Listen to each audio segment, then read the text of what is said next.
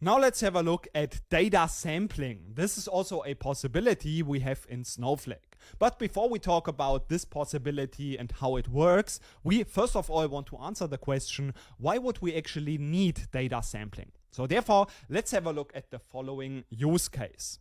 In Snowflake, we know it is possible to get extremely large tables and databases. So if we would like to develop now actively on some of those tables, for example, we create a lot of queries where we want to develop some views, and all of those queries are on extremely large amounts of data. So this can not only take lots of compute resources, but of course it can be also very costly in time. So this is not an ideal situation.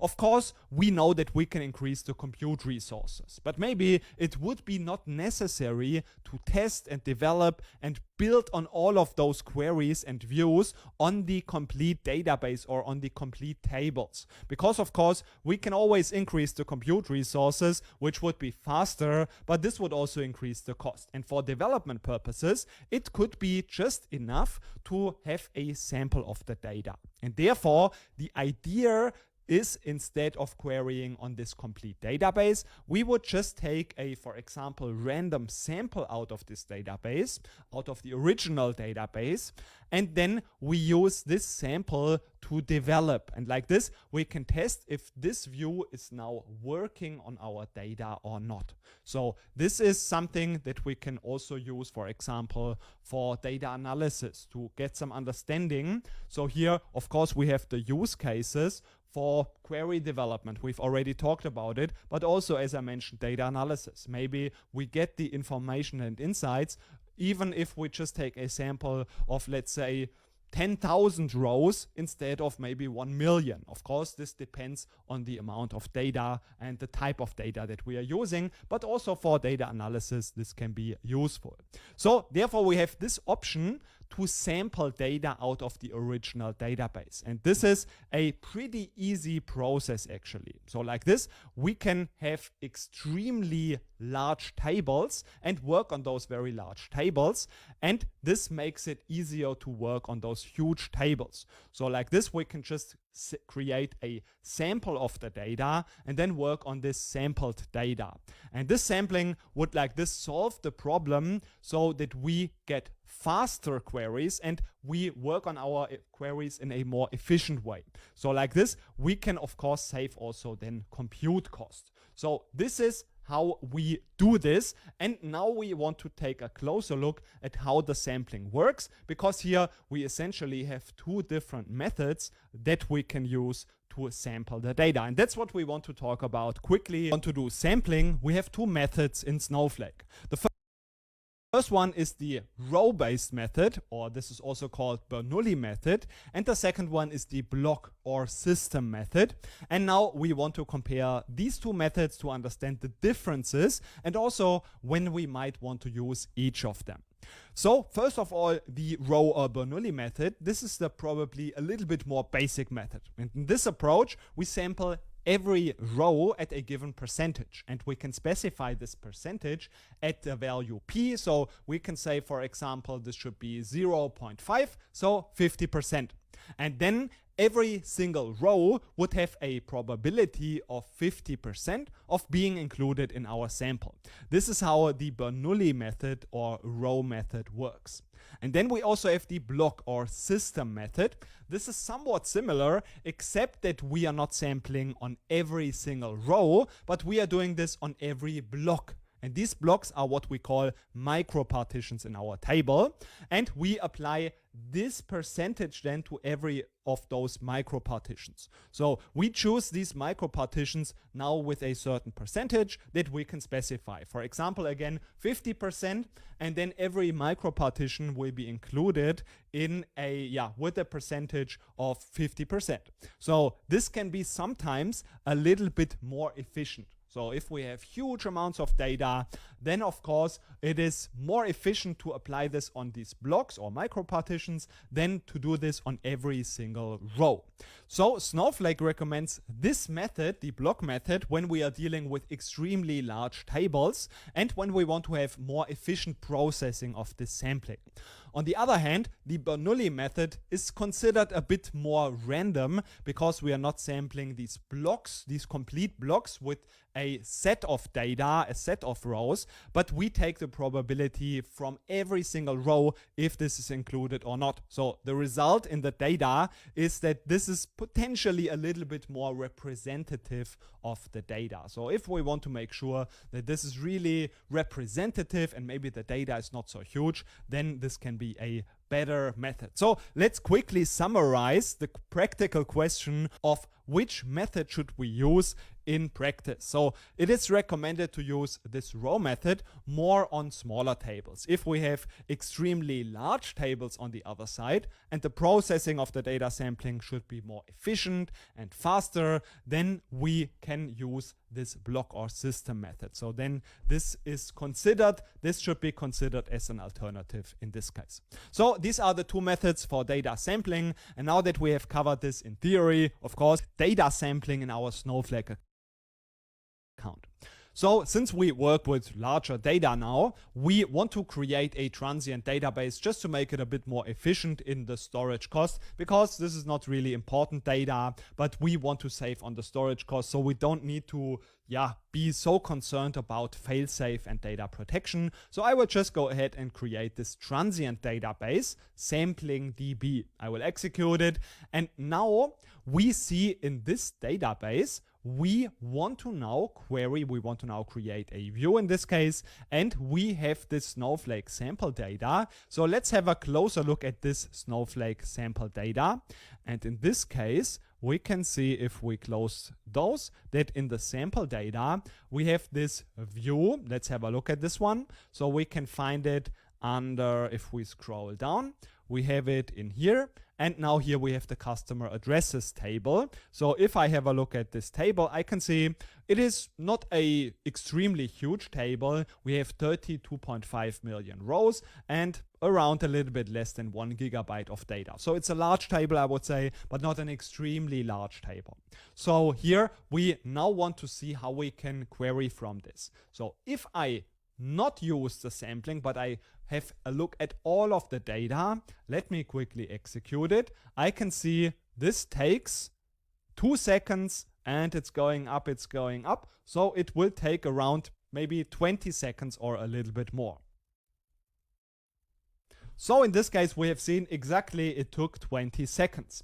And now if we use the same, but now we sample it, then we could be much faster. So here, if I now maybe use actually a different table, so let me actually try this with this table that is even a bit larger. So here I take this one, this has 100 million rows, and in this case, I want to sample also 1%. So let me just actually add here a 0, and then I sample just 1% of the data. So this is what we enter, where we enter the percentage, the probability, so to say, and then we will see only 1% of the data. And additionally, we also can include a seed value. So this means that we can create reproducible results. So then it is deterministic, and of course, randomness is something that is not really randomness in IT, but we just use those seeds and then we get the reproducible results. So like this, we get always the same results. And now let's try this with the sample method. So after the select, basically, we just add sample, the method we use, and then the percentage, and optionally we can add the seed or not. So let's try this select now again with this even larger table. So let's see how much time this takes. And you can see that even though this table is larger, it only took 4 seconds. So this is quite useful, and if we now of course store the results in another table, then it would be even more efficient, because then we are not even sampling the data, because then we just query the data as it is. But even if we write out of the bed, just sample this, it will be faster. And now if we make more complex operations, it would be even more beneficial. So for example, let's say we have in this case the maybe location. So in this case we can see we have something like this location type, and now we want to find out for data analysis purposes, how is the distribution? So what is the percentage of single family, condo, apartment, and so on? And then we would like this just group it by this. So this would count the entire amount of the data. And in this case, we can see that if we close this, that we have around 500,000 rows. So then this would just use this amount. I will use here maybe 500,000. And then the entire amount of rows that are in each of those groups. So for example, single family would be divided by the entire amount, and then we basically multiply it again by 100. So this gives us the percentage. So we have maybe here, let's say 10% of family, single family, 5% of condo, and so on. So this is what we would want to find out. But first of all, I will, as I have said, create a view out of this. So we can just call it address sample, and then we just sample from, we just use this view. So we don't need to run this entire query all the time. So in here again, if I query it, I can see that this takes maybe again around 4 seconds. So here it is even a bit faster, and we have 500,000 rows. In this case, we can, and now again, let's maybe have a look at how long this would take. This would probably take a minute or so until we get all of the data if I just run this normal select. So let me quickly do this and then come back to it. And then we will compare, we can see that only 4 seconds is of course much, much faster. So this took around 30 seconds. So this is quite a lot of time, and therefore we now want to just see that this is actually much faster if we just use this 1%. So in here we can see that this takes maybe just around 3 or 4 seconds. So this is much faster, and now we see 500,000 rows, so we can get the distribution. And if we would not use this sample, this grouping would be even more costly, because then we have to apply this on all of the data. And in this case, we see this takes only less than a second, and we get a distribution. And we can also see whether this distribution, this percentage, so here for example 3% for the single family homes. Actually, it seems like, of course, this is not correct, because I have here 1 0 too much. So we should use here 500,000, so that this adds, of course, to 100%. And then if I do this again, we can see that now hopefully this should add up to around 100%. Pretty much 100%, because here we are not using the exact correct value. So this should be something like 300, something like this. And also additionally, this percentage should be, it's just a percentage, like a probability, and there can be small deviations, but this should be very, very close to 100%.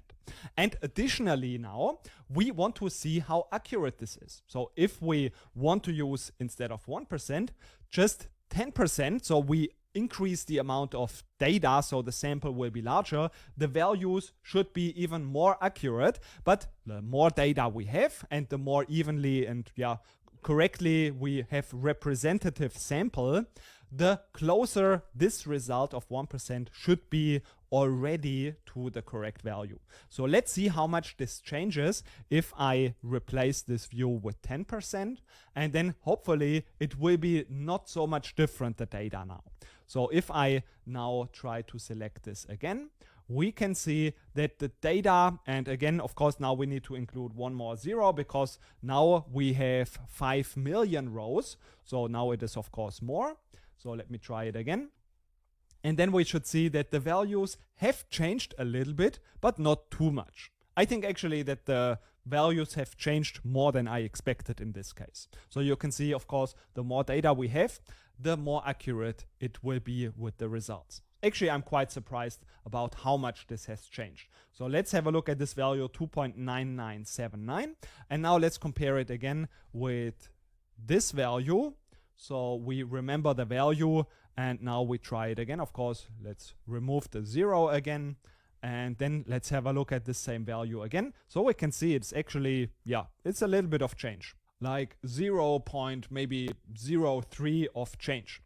So this has changed a little bit. Of course, this is possible. And now let's also compare it with the system method. So here again, we take 1%. And in this case, we just do the same thing. So just instead of sample row, we use sample system.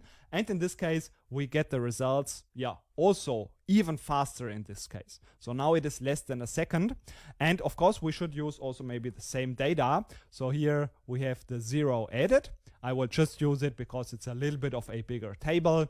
And in this case, we can see that also it is under a second. So it is faster, but if we do this, we can see that the amount of data is different. So now it is less close to 1% because now we just sample the entire micro partitions. So in this case, therefore, we get just the entire micro partitions, and therefore we can deviate more from this percentage.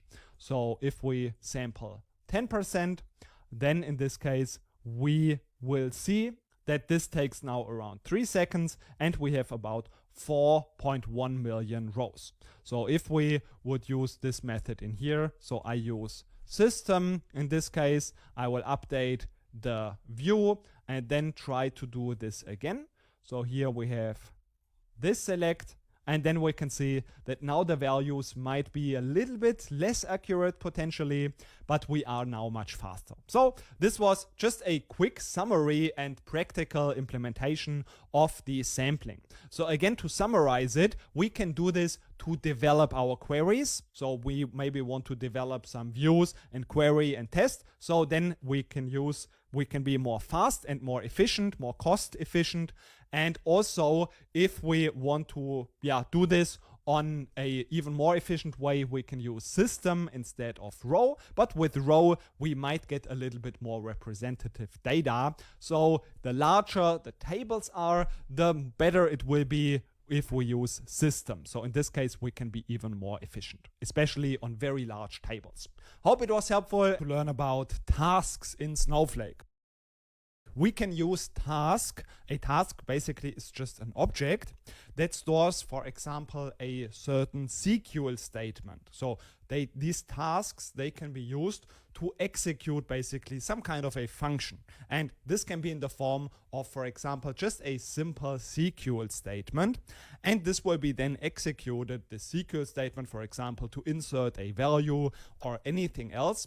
This will be then just executed at a specific time, or maybe also in a specific interval. So this is something that we can create as a standalone task, or we can also create it with dependencies, so that one task will be executed after another task has been completed. And in this lecture, we want to learn and understand what is a task.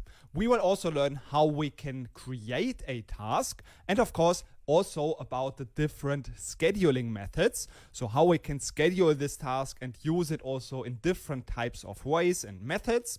Also, we will learn how we can create not only standalone tasks, but also tree of tasks with dependencies. And then finally, we will also learn how we can check the task history. So now let's not lose any more time and have a look hands-on at how we can create. Now let's have a look at how we can create tasks. So again, tasks are there to automate and schedule some kind of business processes, and with just a single task we can perform some kind of a simple function, but also some more complex functions to do maybe something in our data pipeline. And also we can then use a tree of tasks to make even a more complex data pipeline. So we have dependencies between our tasks, and that's something that we will also discover in the next lectures. But for now, we want to see how we can create a task. So what is the structure of a task? How does it work? as its core. So first of all, we will set up a table and a database. So again, we make this just a transient database, and then we will set up just a table. This is the table that we will be working on with our tasks. So this is called the customers table. Here we will just have a customer's ID, and this will be auto increment. This means it will start at 1 and it will increment with every new value that will be added by 1. So 1, 2, 3, and so on. We will also have a default value for the name. So this will just make it a little bit easier. And then we have this create date, and we will insert values using a task, and we will see how this works. First of all, let's set up this database and also this table, and then we will now have a look at the task. So we will just use create or replace like any other object, and then we will see task, and now the name of the task, we will call it customer insert. And now we have the first parameter. This is the warehouse. Here we can specify which user-defined warehouse is used to execute this task. And then we will be built based on the usage of our user-defined, user-managed warehouse. So in this case, it will be this extra small warehouse. However, we have also the option to do this in a serverless fashion. So in a serverless way, we have then basically a serverless task. And here, Snowflake will manage the warehouse for us. So we will use the Snowflake managed warehouse to use this task in a serverless fashion. And we could do this by just omitting this parameter at all.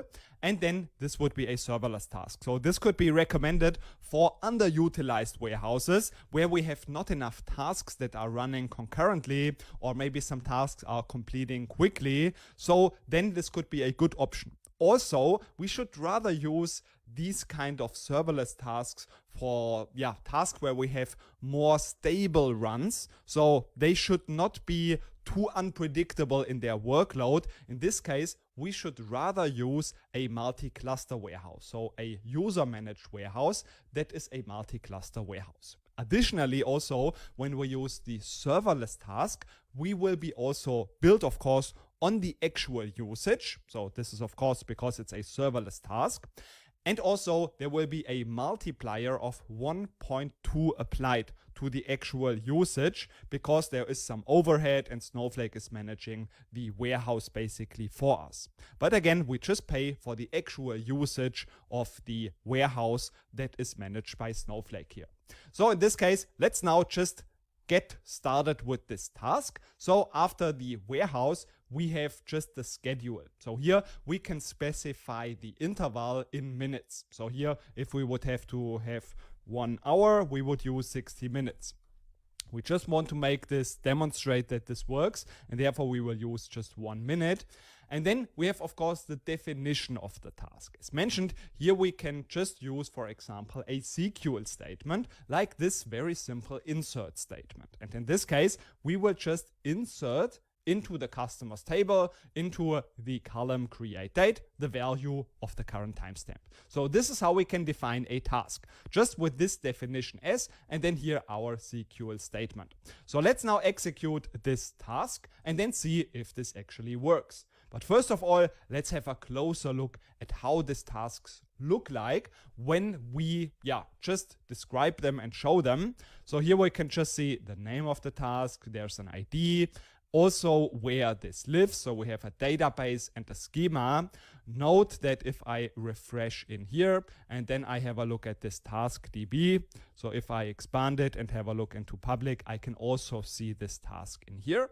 And of course, also here the owner and so on. We have the warehouse, of course, in this case also the schedule. And then it is, of course, important to have also here the definition and then also the state. So here, per default, when we create this task, it will be suspended. So if we want to start it, then we can alter it and resume it. So here we resume it by using the alter task command and then just use resume. It's very similar like with a warehouse that we also want to resume or suspend. So for example, now if I show the tasks again, we have only one task created, then we should see that now this is started. So now we should see this in action actually, because this one is now created and it is also in the started mode. So here we should see that every minute there will be a new value inserted. So let's quickly query this table. We can see for now there is nothing in it, but after a couple of seconds or up to 1 minute, we should be able to see now some values in here.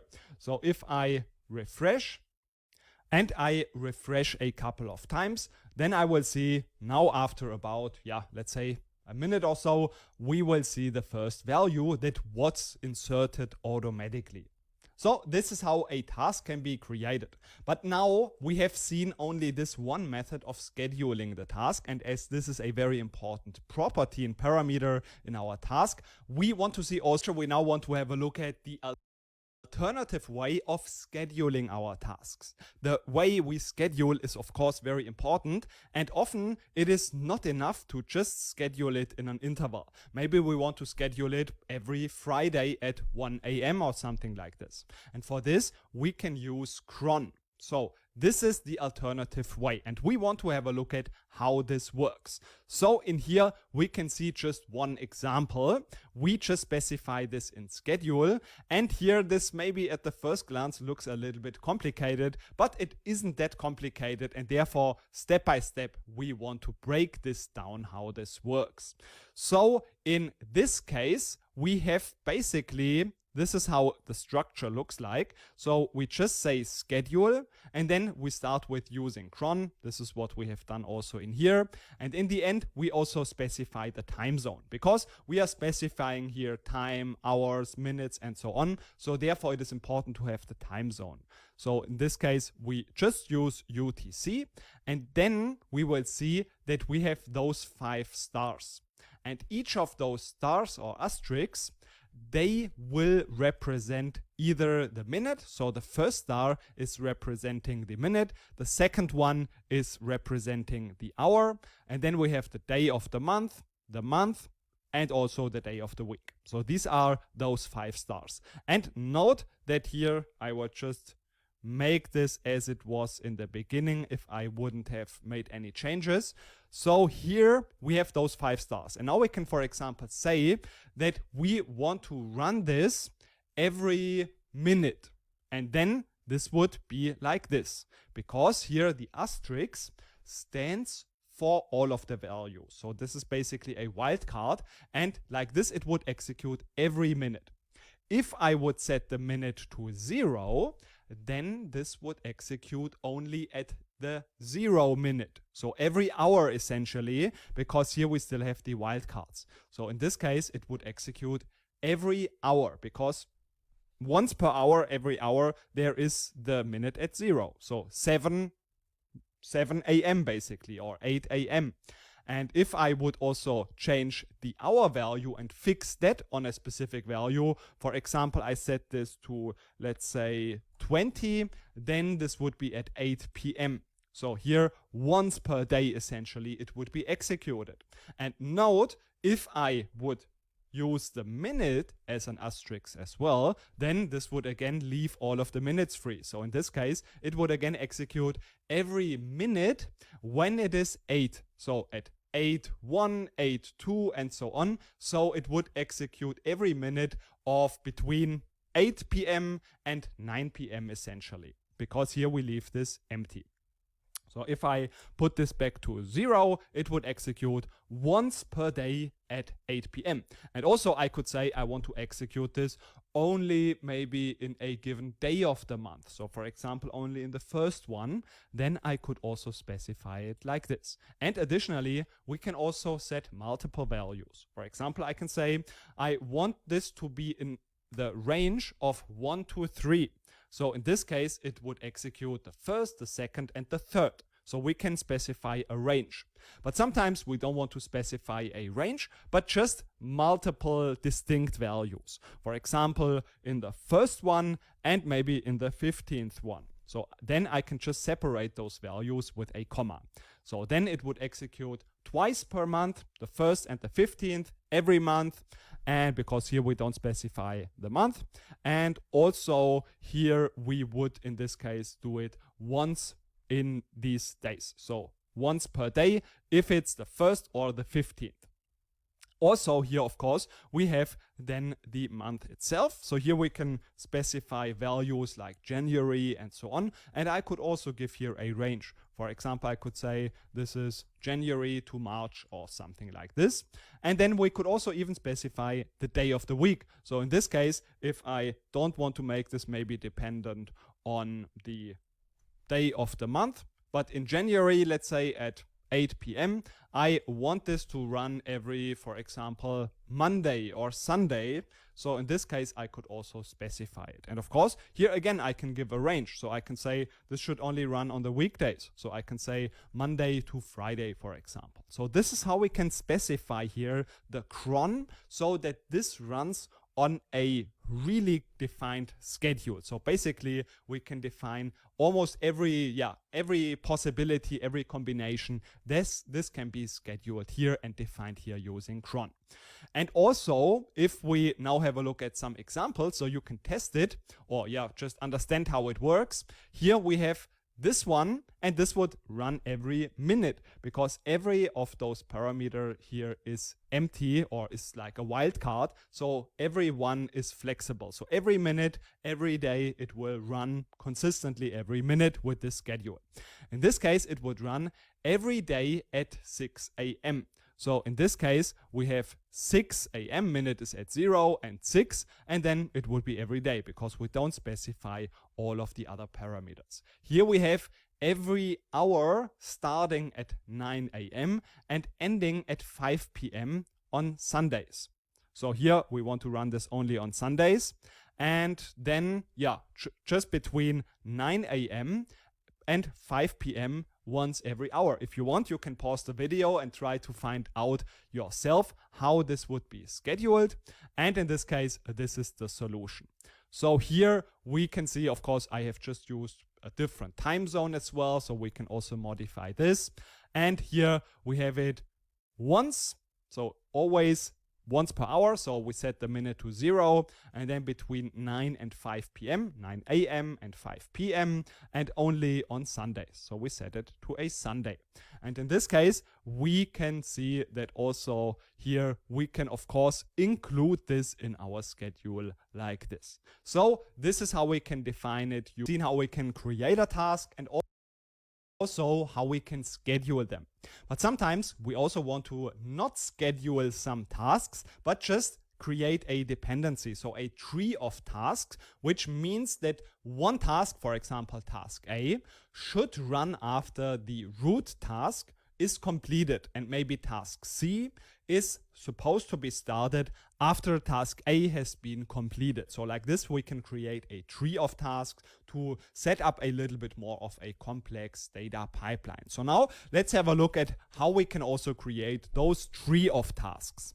Here we can see, of course, we have always a root task. So we have always one root task, and this is the one that needs to be scheduled. So this is not depending on any other tasks. And then this is a parent task in this case as well. So here, for example, task A and task B, they are also a parent task because they have also some tasks that depend on them.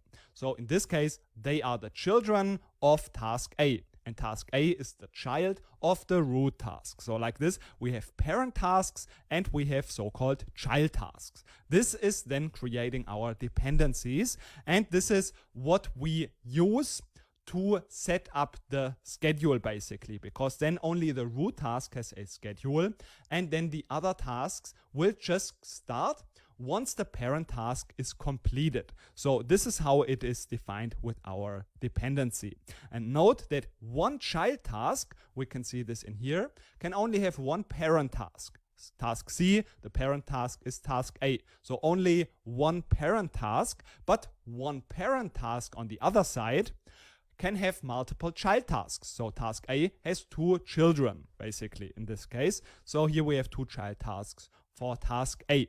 And also, as we can see in here, we can have a huge amount of tasks. So in this case, actually, it's not so many, but we can have up to 100 child tasks for one parent task. So it can be quite a lot. And one complete tree of a task can have up to 1000 child tasks, can have up to 1000 tasks in total.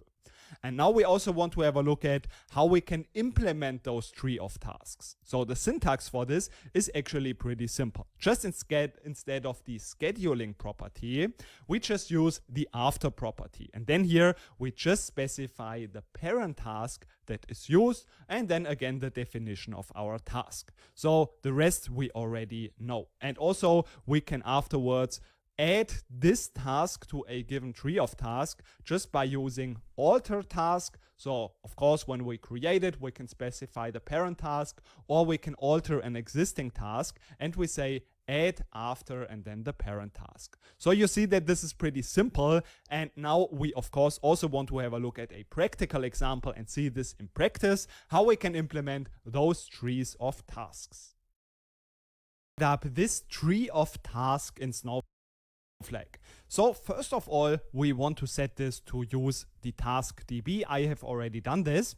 And then we want to have a look at the existing tasks. So I have set up one task before. This is the customer insert, and this will be then our parent task. And in here we can see I've already loaded a couple of rows into this table. So in this case, it is actually 55 rows.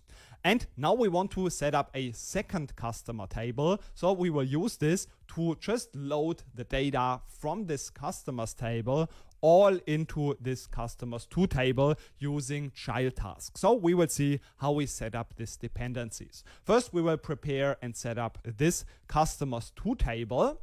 And now what we need to do is we need to first suspend the parent task. So the root task needs to be always suspended first before we modify anything in the tree of tasks. And this also includes that we want to add child tasks. So we cannot add child tasks when this is still running. So if I would try to do this, for example, I would want to run this after the customer insert, and note that if I again show the tasks, this is currently working. So it is currently started. So here this is the state, and now this would not work to add a child task. Let me demonstrate this by just trying to create this after the customer insert as a child task. I will see that this will not work. So here, unable to update graph with root task because the root task is not suspended. So therefore we first need to make sure that we do actually suspend it, and then we are able to create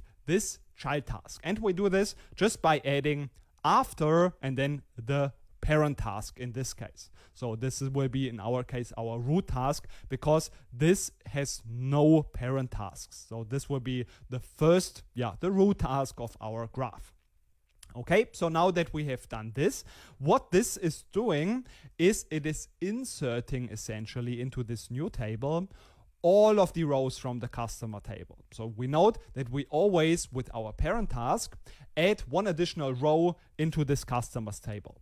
And then the second task should take all of the rows of this entire table and insert it into this customers to table. So maybe this will be a table that will be emptied or something, and therefore we want to have everything copied into this customers to table. Maybe this is more of a temporary table. In our case, of course, this table will grow much faster because we will always here, for example, now we have 55 rows in this customers table. So this will then insert 55 rows into customers 2. And then in the next minute, there will be 56 rows. So it will insert 56 rows. So it will kind of grow exponentially. And now we also want to make it even more nice and complex. So we can add another task by just setting up the customer 3 table, which has a default at the insert date. So here we just use the current timestamp, and then using the third child task. So we call it customer insert 3, which will be after the customer insert 2. It will insert the customer ID, first name and create date, and then just use the insert date as a default, and it will just insert everything from customers 2. So then this will grow even more exponentially. So you see here, we will have lots of data then in this customer 3. So we should make sure that afterwards we also suspend this again or drop the tasks to be sure that we are not incurring some unnecessary cost. Okay, so now let's go ahead and prepare these tasks. So I have suspended this. I have created the table customers 3, and now I want to set up this third task. So here, customer insert 3. And then we can have a look now at all of the tasks that we have created, how this looks like. So we can see we have those 3 tasks: insert, insert 2, and insert 3. Here, if we go to the side, of course, we see the owner. And again, this is also important because the task essentially inherits the privileges of the owner. And of course, if we don't have enough privileges, then we might not be able to execute the SQL statement that is included in the task. And here also now we see the schedule. So of course, our root task has a schedule or a cron or something like this. And our child tasks, they don't have a schedule, but they have just a predecessor. So this is the one that comes before. This is essentially the parent task. Here we see this one. This is insert 2. This has the parent task insert, and then insert 3 has the parent task insert 2. But what we note, of course, all of them are suspended. So what we need to do is we need to resume them.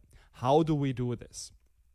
So again, we have this set to 1. We could also modify the schedule once this is suspended to change it to maybe 2 minutes or something, but we will leave it at 1 minute. And now we have to resume the child tasks first. Otherwise, we won't be able to resume the parent task. So in this case, if I would want to try this, to alter the customer insert and resume this, let me try if this works. I can see actually this has worked.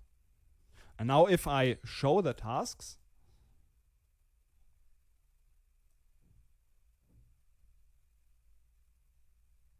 it works.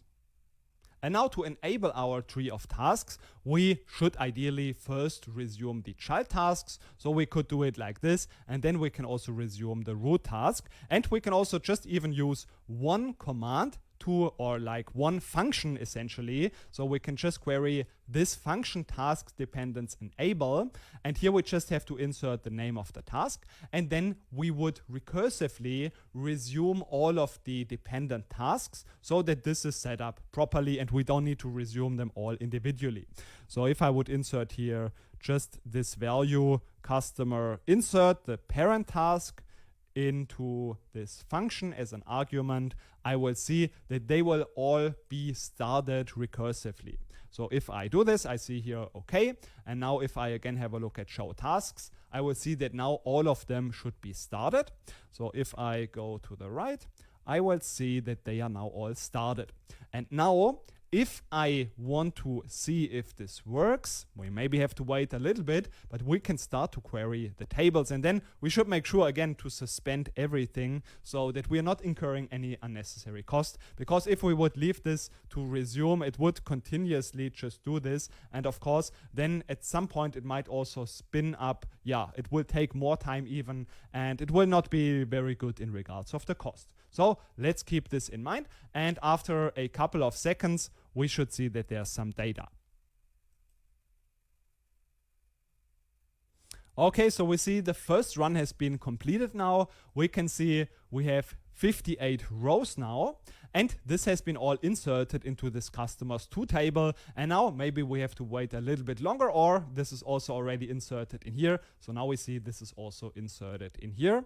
And now if we try to run this again, we should see after another minute, this will of course then go and insert more of those rows again and so on. So this is how it would work. And of course, as we have seen, we have now successfully set up a tree of tasks, a graph, but now we should also suspend it again. So let's make sure we try to suspend this again. And here we are suspending the parent first, and then we can also suspend all of the child tasks. So if I actually resume the parent task again, and then try to suspend here the child task first, then we see that this is not possible, but we first need to suspend the root task. So therefore, I will suspend the root task first, and then afterwards I can also suspend the child tasks. So here again, this is then possible. Once the root task is suspended, we can suspend the child tasks. Okay, so now we are sure that everything is suspended, and even let's make sure to query also show tasks to see that this is really actually all suspended, just to double check that we are not incurring any unnecessary cost. And then we see that this has been all suspended. And we can even, if we want to be absolutely sure, drop also those tasks. So I can say drop task and then the name of the task. So in this case, it will be customer insert. And then afterwards, I execute this. I see this has been dropped. Afterwards, also insert 2. I also want to drop this one. And then the third one I can also drop. And then we should be able to not see anything, or only, yeah, this should be an empty result here. So we see this show tasks doesn't show any task because we have dropped them all. All right, hope it was helpful. Seen how we can set up a task and also a tree of tasks. Even we have seen different scheduling methods, and we have always used a SQL statement, but we can also call a stored procedure in a task. This is another way of using a task, and therefore in this lecture we want to see how we can create a task with a stored procedure that is called in this task. So let's start by doing this step by step. So first of all, we want to make sure again we use our taskdb. You can run the command use taskdb for this. And in our case, if I query from this customers table, I will see there are again 58 rows in this table. So just something to remember, that we see that there have been some changes made. And now we want to see how we set up first of all our stored procedure. So we do this by using the create or replace. So this is of course used to create a new stored procedure, or maybe replace an existing one if it already exists. And then afterwards we have customer insert procedure. So this is just the name of the procedure, and here conventionally it is named to reflect also the purpose, which is to insert values into the customers table. Then afterwards we have here this create date. This is the column that is inserted. So basically this is the input parameter for the procedure. Later on it will serve as our column, so we will insert a value into this create date. And then we also have here the data type of this input parameter. And then afterwards we also have return string. So this is essentially specifying the return type of the stored procedure, and in this case it is a string, and this cannot be null. So we can also add a constraint. In this case here we use the language of the body of the procedure is written in JavaScript, and then afterwards we start with our body. So here we just with this syntax denote the start and the end of our JavaScript code block in our procedure. So this is then essentially starting in here, and in here we have in this row, using just this string, we just define the SQL command as a string. So this is what will be executed by the procedure. And here this :1 looks a little bit strange, but this is just a placeholder for a so-called bind variable. This is the one that we define actually in here. So this will be our create date. And then afterwards, we have here now what is executed by Snowflake. So this line executes now our SQL command using the Snowflake JavaScript API. And here we have, as we have mentioned, this binds parameter. So this is an array that is just providing the value for the bind variable up here. And here we will just use, as we have mentioned, create date. So our create date column, this will be then passed to the procedure. And then of course, here in the end, we just have the return. This is just the success message after the SQL command has been executed. So essentially it is not so important to understand now exactly how this works, but just that this stored procedure is essentially inserting a new row into the customers table with this provided create date that will be input. So afterwards it will be a success message returned. And now we want to see, this is the important part, how we can call a stored procedure in a task. So how we can set up a task that is calling our stored procedure.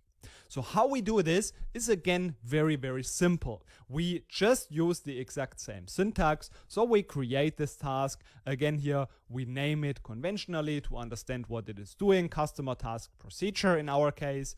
Then we have the warehouse that is being used. The schedule we set again to 1 minute, and then as, and then here we just say call and then the stored procedure. And in here we can, as we have mentioned, insert this parameter. So it will be just the current timestamp. So we just use always the current timestamp to insert this into our create date. So let's set up this task like this. And then we want to, of course, have a look at our existing tasks. So let me just execute it. And then we see this is now created. How does it look like? We can see we use our warehouse, we have the schedule and so on. Of course, it is suspended. And here we have the definition. Just call this stored procedure with this input value. So current timestamp will be then inserted into our customers table, into the create date column. We insert just the current timestamp into this. So this is how it works. It just inserts a value into our customers table, into the create date column. So that's how it works. Let's, again, we have set it up already, but we want to, of course, resume it. So, because at the moment it is suspended. So therefore, let's go ahead and resume it. And then, of course, we have to wait maybe a minute or so. And then we should be able to see now more values in this customer table. Again, at the moment, we see 58. So we should see new values that should be inserted here.